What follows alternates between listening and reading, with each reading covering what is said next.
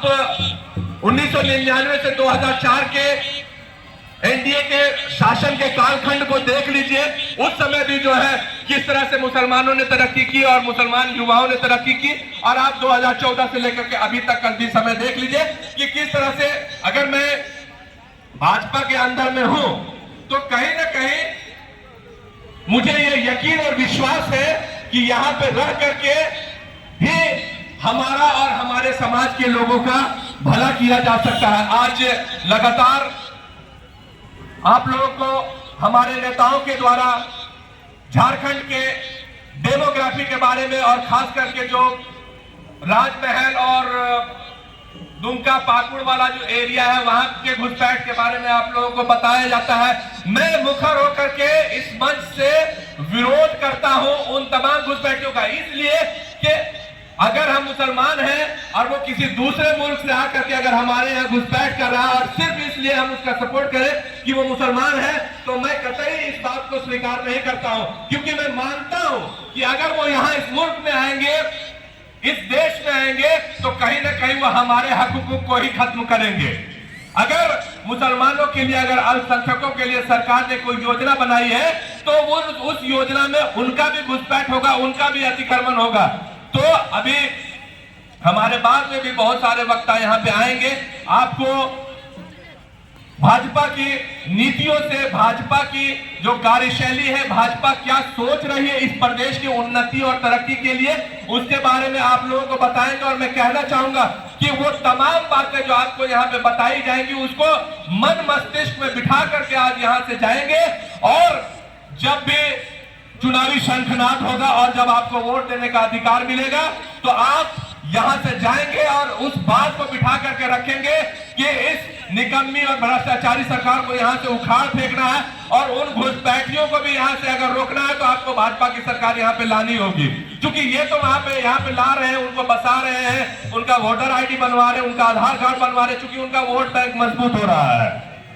पश्चिम बंगाल की स्थिति आप देख सकते हैं कि किस तरह से पश्चिम बंगाल में वहां पे वो कह रहे हैं कि नए धार्मिक पढ़ाई के साथ साथ में मॉडर्न एजुकेशन भी मुसलमान बच्चों को दिया जाए। क्योंकि ये बात अति सत्य है कि सिर्फ और कुरान शरीफ पढ़ करके और सिर्फ हदीस पढ़ करके हम डॉक्टर, हम इंजीनियर, हम आईएएस आईपीएस नहीं बन सकते हैं, हम बीडीओ सीओ नहीं बन सकते हैं। तो अगर कोई सरकार चाहती है कि मुसलमानों का भी भला हो तो वो सिर्फ और सिर्फ भाजपा की सरकार है, और आदरणीय नरेंद्र मोदी जी चाहते हैं कि इस देश के हर एक वर्ग के लोगों का, इस देश में निवास करने वाला हर एक जाति धर्म का जो व्यक्ति है, उस तमाम वर्ग के, उस तमाम लोगों का जो है भला हो। इसीलिए मोदी जी ने कहा कि हमें मुसलमान युवाओं के हाथ में, एक हाथ में कंप्यूटर और दूसरे हाथ में कुरान देखना चाहते हैं। और मैं पूछना चाहता हूं कांग्रेस की निकम्मी सरकार से कि आपने ऐसी क्या नीतियां बनाई कि हमारे जो मुसलमान युवा है आज कश्मीर में पत्थरबाज बन गए। जिन हाथों में कलम होनी चाहिए थी, जिन हाथों में किताबें होनी चाहिए थी, उन हाथों में उन्होंने जो है पत्थर थाम लिया और हथियार थाम लिया, और अपने ही देश के लोगों के खिलाफ वो खड़े हो गए। कहीं ना कहीं मैं ये मानता हूं कि अगर किसी देश का, समाज का, प्रदेश का अगर तरक्की डिपेंड करता है तो उस देश में बनाए जाने वाली जो नीतियां होती है, उन नीतियों का उस पर बहुत ही सकारात्मक प्रभाव पड़ता है।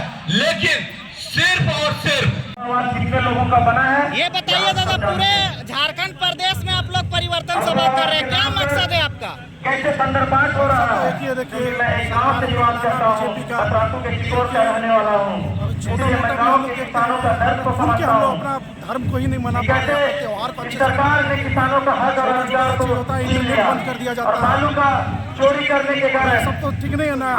झारखंड में इंटरनेट कर दिया जाता है, इंटरनेट तो ऐसा कम्युनिकेशन है, हर लोग आजकल इसी पे निर्भर है। अचानक संपर्क खत्म हो जाता है, इसलिए कम से कम जनता के साथ पैसा नहीं होता है। बाकी सरकार को आना ही चाहिए। अच्छा ये बताइए, यदि बीजेपी सरकार आएगी तो जो झारखंड के लोगों का जो विकास नहीं हो पाया है, अभी भी लोग गरीब है, शोषित है, पीड़ित है, यहाँ के लोग पलायन कर रहे हैं, एग्जाम का पेपर लीक हो जा रहा है। क्या बीजेपी की सरकार आएगी तो ये सब रुकेगा?